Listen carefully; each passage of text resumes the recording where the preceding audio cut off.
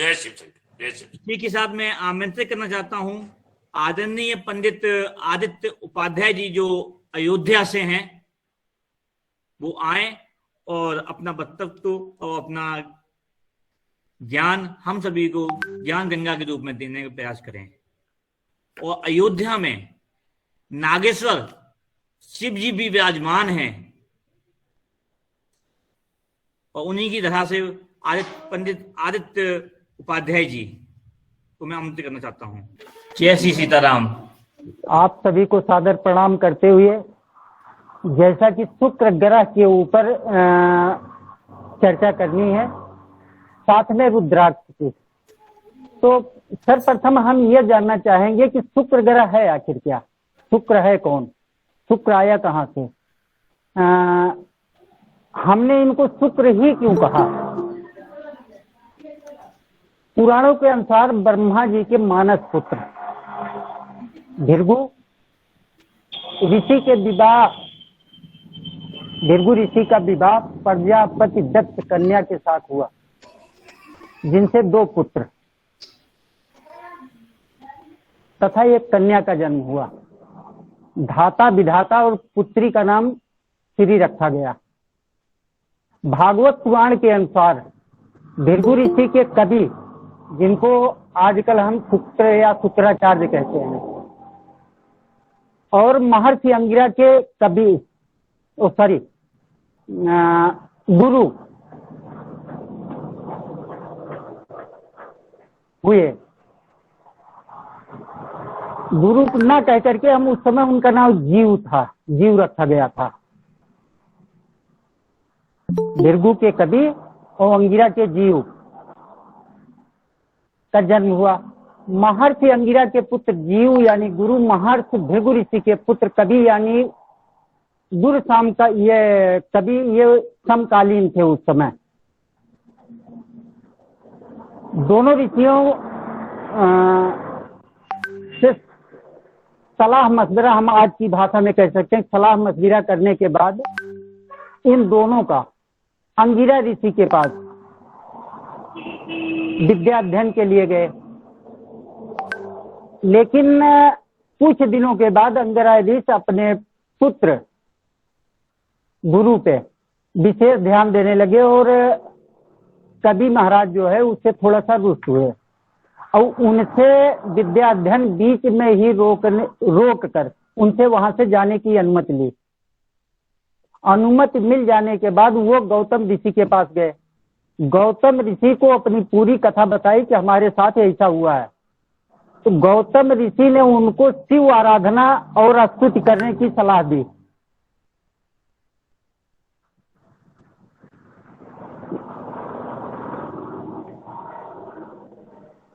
शिव स्तुति एवं आराधना से प्रसन्न होकर के महादेव जी ने इनको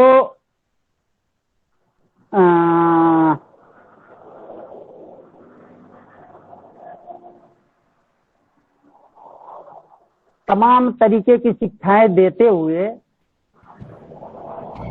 संजीवनी मंत्र, मृत संजीवनी मंत्र का उपदेश दिया कि जिस किसी भी मृत व्यक्ति के ऊपर इसका आप प्रयोग करेंगे वो सब जीवित हो जाएंगे। और उसी समय इनको ग्रहत्व भी प्रदान किया और कहा कि आकाश में तुम्हारा तेज सब नक्षत्रों से अधिक होगा। अब बात आती है कि ये शुक्र गए कहां से, इनका नाम कैसे शुक्र पड़ गया। तो वामन पुराण के अंतर्गत, वामन पुराण में लिखा गया है कि दानवराज अंधकासुर के साथ में महादेव जी का युद्ध हो रहा था और अंधकासुर के सारे महारथी लगभग मारे गए। शुक्राचार्य जी उन महारथियों को जीवित कर देते थे। नंदीगण जितने इनके योद्धा, नंदीगण शिव के जो गण थे, वो जाके शिव जी से बताए कि आपके शुक्र जी महाराज जो हैं या कवि महाराज जो हैं, उस समय शुक्र तो नहीं थे, कवि महाराज थे, वो ये इच्छा कर रहे हैं कि सबको जीवित कर रहे हैं। शिव जी ने उनका भक्षण कर लिया। ये कथा वामन पुराण के अंतर्गत है। उनको भक्षण कर लिया, वो 1 साल तक उनके उदर में रहे, उनको था नहीं मिली कि शिव जी का पेट कितना बड़ा है। फिर लास्ट में इनको शिव जी ने अपने शुक्राणुओं के माध्यम से या कृष्ण के द्वार से इनको बाहर निकाला, वहीं से इनका नाम शुक्र पड़ गया। हो सकता है कि मैं गलत कह रहा हूं, लेकिन जहां तक मेरी जानकारी है वहीं से है। और शुक्र ग्रह की जो गुण हैं वो रोमांस, कामुकता, कलात्मक प्रतिभा, शरीर, भौतिकता, जीवन के गुण, धन, विपरीत लिंगी के तरफ आकर्षण, खुशी, प्रजनन, सौंदर्य प्रसाधन आदि के कारक माने जाते हैं। शुक्र ग्रह का नक्षत्र भरणी, पूर्वा फाल्गुनी और पूर्वा खाड़ा माना जाता है। ये हो गया शिव की उत्पत्ति, शुक्र की उत्पत्ति। यहीं से उनके बीज के निकलने के कारण इनको शुक्राचार्य बनाया गया। देवगुरु बृहस्पति देवताओं के आचार्य बने, ये असुरों के आचार्य बने। इसमें भी एक कथा है कि असुर के आचार्य क्यों बने। इनकी माता जी का वध हुआ था, जो कि विष्णु के द्वारा हुआ था, इसलिए ये विष्णु से शत्रुता मान करके दैत्यों के आचार्य बन गए या उनके गुरु बन गए। अब बात आती है रुद्राक्ष की।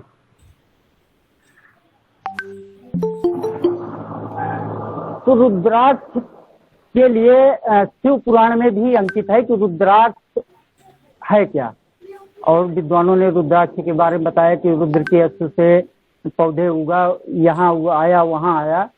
हम आगे की चर्चा करते हैं कि शिव महापुराण में रुद्राक्ष 14 प्रकार के बताए गए हैं। किसी किसी ग्रंथ में, पुराणों की बात तो मैं नहीं करता, लेकिन किसी किसी ग्रंथ में 21 प्रकार के भी कहे गए हैं, लेकिन मुख्य 14 प्रकार के ही मिलते हैं।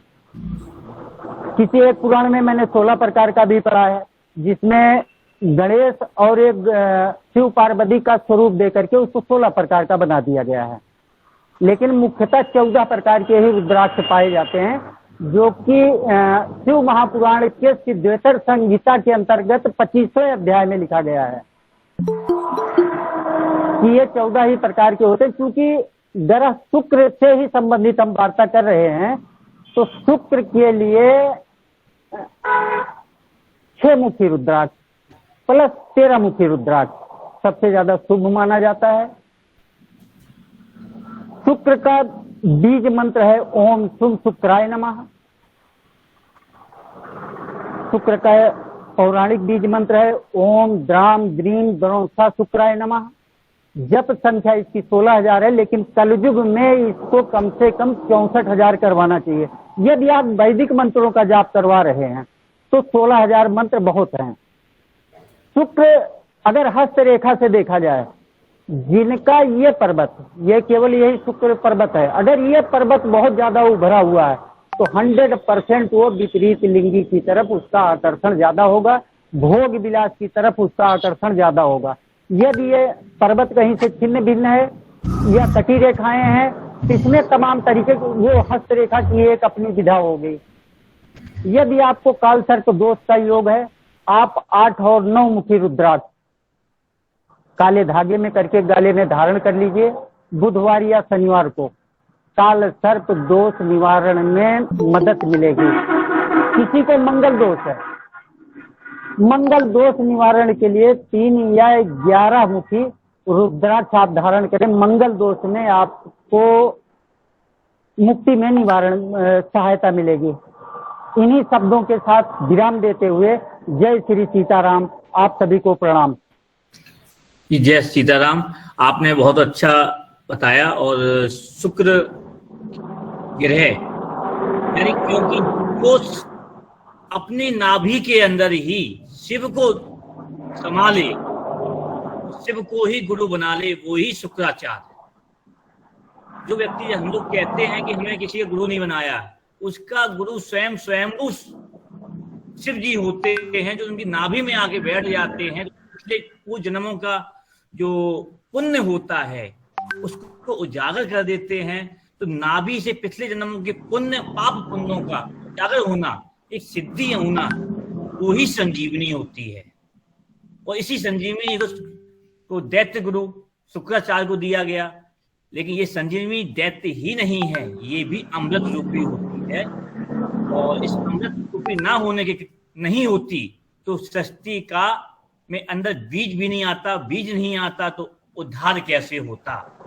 तो हमारी माताएं बहनें हैं से ही चलती हैं, ये अपने को नहीं देखती हैं और हम लोगों को संजीवनी देती हैं, अपनी मेहनत करती हैं, भोजन बनाती हैं।